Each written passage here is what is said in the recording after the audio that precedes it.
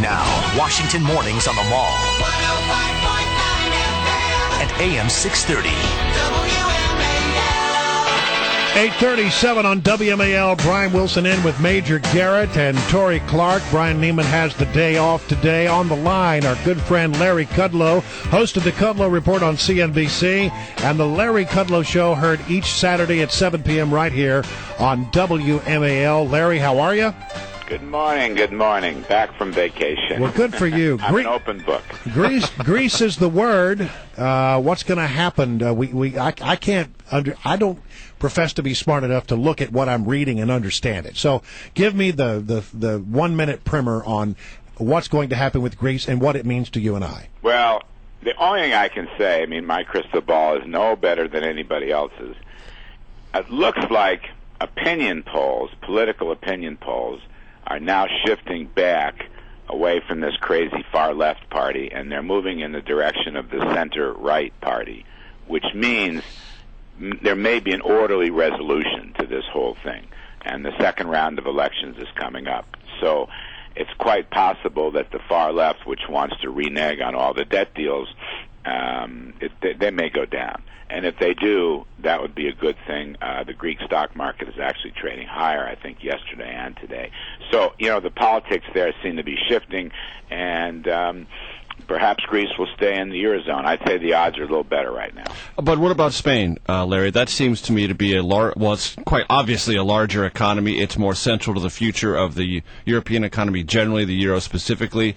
And there were reports of low-level, if that's such a thing as possible, low-level bank runs in Spain on Friday. How much should we be curious or concerned about Spain? Well, there's been a lot of bank runs. By the way, Greece, Spain, Portugal, a lot of that money is coming here. There's a story in the paper today how European companies aren't even financing over there. They want to finance with American banks here. So all that's there. Spain's one of its largest banks was effectively nationalized with about, a $24-25 billion bailout. So that's in flux. I think the Spanish banking system's got some serious problems. I think the ECB is going to cover it. That's what I actually think.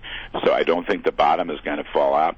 But, you're talking turbulence. I mean, if you're looking at it from a stock market standpoint, all these stories have nothing but turbulence and volatility until they get resolved.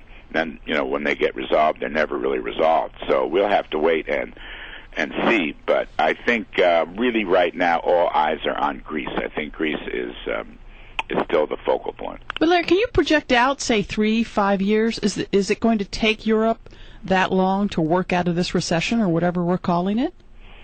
Yeah, it probably will. I think that the question there is, will any of these fiscal agreements be implemented? And if so, how much? And the other question is economic growth policies. The idea that more government spending is a growth policy is something I completely disagree with. I mean, governments have to slim down, not the private sector. And the second idea that as part of an austerity package, you have to raise taxes the way they have, for example, in Greece and other places, Greece in particular, that's austerity, okay? Less government is, in my opinion, pro-growth. And I think the definitional issues are political issues, and they're not really solving it. If you want to grow in Europe, they ought to be moving towards lower marginal tax rates, flatter tax rates, tax reform, because right now wealthy, successful people are moving out of these countries, right, because they don't want to pay the high tax burdens. And that, of course, damages their deficits and budgets, and that, of course, damages their growth. What sense does it make to jack up taxes if you want to have better economic growth? I think that's still the biggest issue there. On the news of this public opinion poll in Greece, the market there shot up 7% in one day. I would expect that means we could probably look for a pretty good bump today in this country. I can't forecast our stock market on a daily basis. I wouldn't even remotely consider theirs. But I do think the political news is a little better.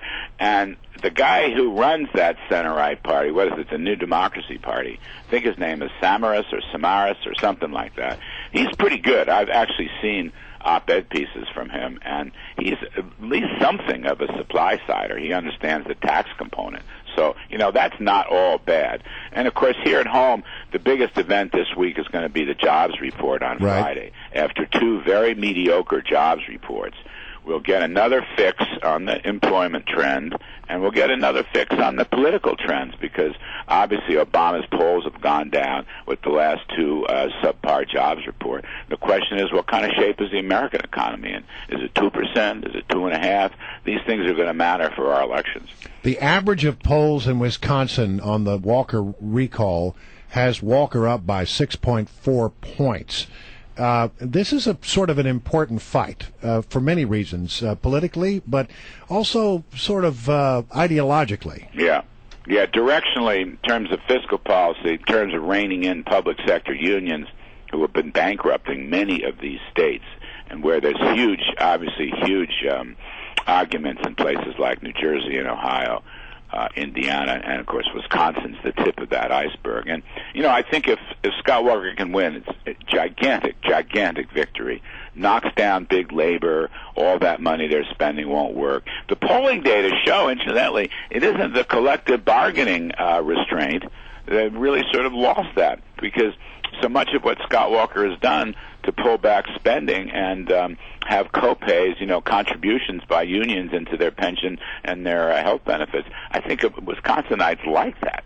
And so now it's sort of become this personality contest between the mayor of Milwaukee, Barrett, and of course Scott Walker, the governor. I read one of the big papers, the Milwaukee papers, actually endorsed the Scott Walker.